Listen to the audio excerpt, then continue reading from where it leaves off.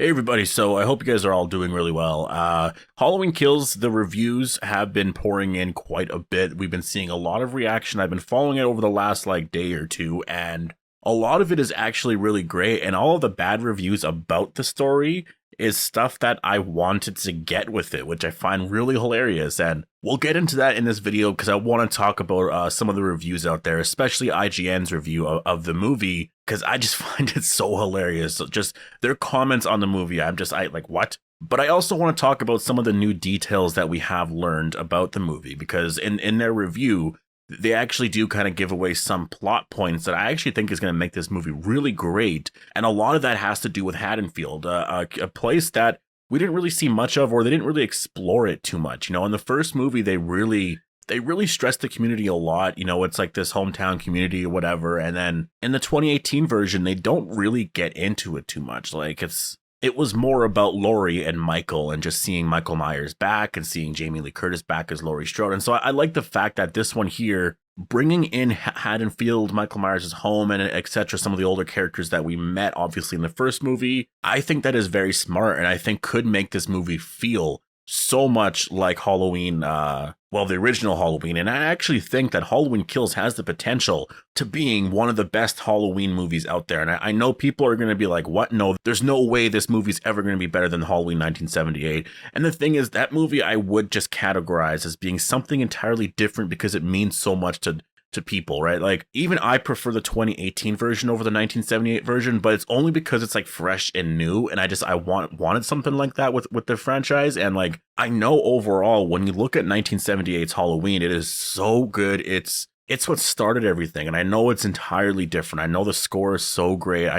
I do get it all. Mostly what I mean is, you know, in terms of being a horror fan, I want something else. I'm sick and tired of watching all the older movies over and over again. I've watched them to death, right? Like millions and millions of times. And 2018's Halloween, the deaths in there were really great, but it seems like this one here, they're going to be taking it up to 11. And that's what I'm really excited for. That's what I want, is I want that type of aspect here, but with a lot of those, or I guess keeping with the themes of the original Halloween, right? Which I think this one could do really well. So I think just in terms of my own personal life, you know, like watching these movies, whenever this one comes out on Blu-ray or 4K Blu-ray, I'll always choose to watch this one most likely if it is very graphic, like they're saying. And so, yeah, I want to get into what they're saying here. So obviously, if you are new here and you do want more Halloween content like this, just make sure to be a subscriber. I will be upping the Halloween Kills content as we get into the film's release in a month from now. So expect a lot of videos breaking down some new scenes, new information. There are some spoilers out there, but don't worry, I won't be talking about any of the spoilers. I'm not going to get into anything for that movie because I'm avoiding it. I saw one thing which kind of sucks, but yeah, I'm completely avoiding all spoilers, and so I won't be covering them at all on the channel, obviously, until the movie comes out and then I do my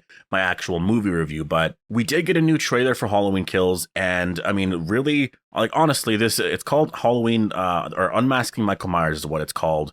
And a lot of what we've been learning about the plot is that it seems like Haddonfield, the town of Haddonfield, has basically had enough of this whole Michael Myers thing. You know, they're all sick and tired of living in fear. And like, I'm getting a lot of like Richard Ramirez vibes here, because I know that's something that happened towards the end when they actually captured him, like in real life. That's something that's very interesting here with Halloween Kills anyways, is that the first movie focused a lot on Laurie being afraid of him, right? And a lot of the PTSD of what she went through when she was 17. Now the town and the fear that they went through back then, and sort of that legend of Michael Myers, right? Of the shape that is like haunting the town, and they're all sick of it. And so we see this mob, and they're just like freaking out about the whole thing. They want Michael dead. And I like the fact that this aspect to it is going to be in the movie, because I think that that's how people would be reacting. Like, realistically, that is how people would be reacting to something like that. You wouldn't want, like, if you knew someone like that, someone dressed like Michael Myers literally was walking around killing people. I mean, I think a lot of people, first of all, would be really scared, but you're going to have those mobs. And I like the fact that it will get into the mob mentality of everything, right? I think doing that, learning about Haddonfield, seeing like returning characters from the first movie, like the kids coming back, I think a lot of that is going to expand the lore and really make it feel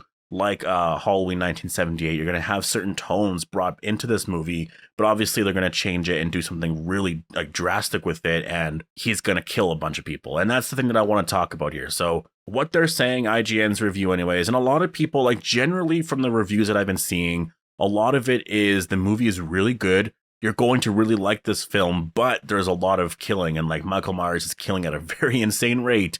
They praise John Carpenter's score. You know, they say that it is very dark.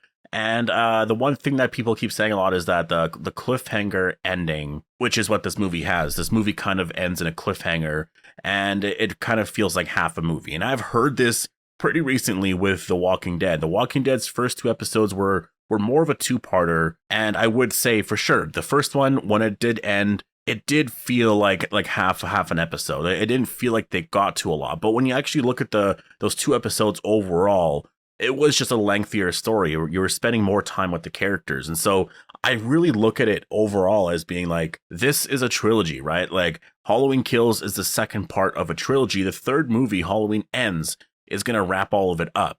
Obviously, this movie was going to end in a cliffhanger. That's exactly what I wanted. I've been saying that for a while. I wanted this movie to end on a cliffhanger because there needs to be some overall plot ranging from the first movie up until the third movie. And if this one ends in a way where say like Michael Myers he's defeated again, and you know what I mean? If it ends in a way where it's like that, then like the third movie is not going to really matter too much, to be honest. Like I'm just like, okay, so we're basically going to get the same movie again. The first one was, you know, Laurie fought Michael, defeated him. The second one, maybe someone else defeats Michael. And the third one, someone's going to defeat Michael again, right? Like I wanted this one to end in a cliffhanger where maybe Michael wins. That's what I wanted, because I feel like we've never really gotten that with any of the movies. And like, that is such a simple story tactic to do, at least when you have a trilogy. And so I'm really happy that they're doing that. And so seeing them, like IGN specifically saying that, you know, it feels like the movies, or it doesn't feel like a complete movie. I laugh at that, because it's like, that's kind of the whole point of it. I think this part here is the action part of the trilogy. All the deaths, and that's the one thing that they do say, like Michael is killing at a really insane rate. And like they also, like I said, talk about John Carpenter's score being very dark, and that's one part of it that I do like. I've listened to Unkillable, I've listened to Rampage, I have them on my playlist already. I really love it. I love the fact that it does feel darker. He's using a lot of that same theme, but like it's very... I really liked Michael Kills Again. I believe that was the track title in the first one, like in 2018's version of Halloween. I really liked that track because it brought a lot of like heavy metal to the franchise, at least to the score. And I thought it was just perfect. It wasn't grungy or anything like that. You know, like Rob Zombie's Halloween. I'll always love that movie, like the first one, not the second one. Mostly because when I watched it when I was a lot younger, I didn't really care too much for the story, and I just kind of liked it. But looking back, it definitely was way too grungy of a movie. It was way too dark for the sake of being dark. And I feel like John Carpenter's score, when it gets into those heavy metal elements, it actually, I think, works really well, because it's not too much. It honestly isn't too much. Like, it's very classic heavy metal, if that makes sense, but not so classic where it sounds like outdated, or it was, you know, recorded on tape and stuff. Like, or like it was definitely recorded in modern times. It's a refreshing feel. It's not a lot. And, you know, listening to the track, it's like, or the soundtrack, at least the 2 songs that were released, it really fits with everything. It feels cinematic, and John Carpenter is just outstanding, like he is. Like, I love all of his stuff, and I'm honestly really excited to I pre-ordered the vinyl. I really can't wait to get it, and I'm going to be listening to it all Halloween season. But yeah, I think, you know, looking at the trailer here, at least for Halloween Kills, like, it looks really intense. I mean, it's more of a TV spot, but you learn a lot of different narratives, and it does fit in line with a lot of what the early reviews were saying. And it's that Michael's kills are very gruesome. It really is something that, like, if you're not used to it, it might be a little shocking. And I feel like that's kind of a thing nowadays. Like, horror movies are never rated that well when it has a lot of deaths like that. When things are very gory, people seem to not like it, and it seems to like almost freak them out.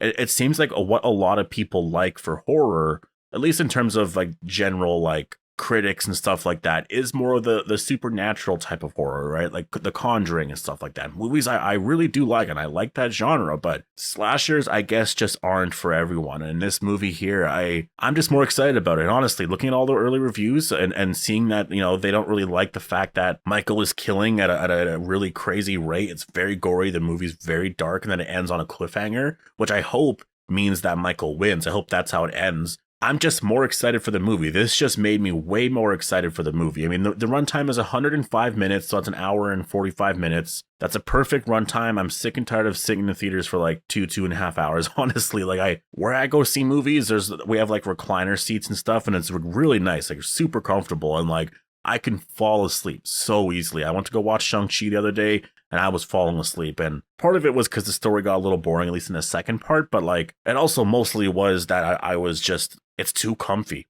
It's just way too comfy. You can easily fall asleep. So an hour and 45 minutes, I think, is a perfect runtime. Honestly, I can go and watch this really late now, right? I can go watch it at like whatever time, almost midnight. And anyways, overall, I wanted to talk about the early reviews and just give my thoughts on that and just what people were saying generally about the movie and just some new details that we learned. So like overall, I'm really excited. I honestly cannot wait for this movie.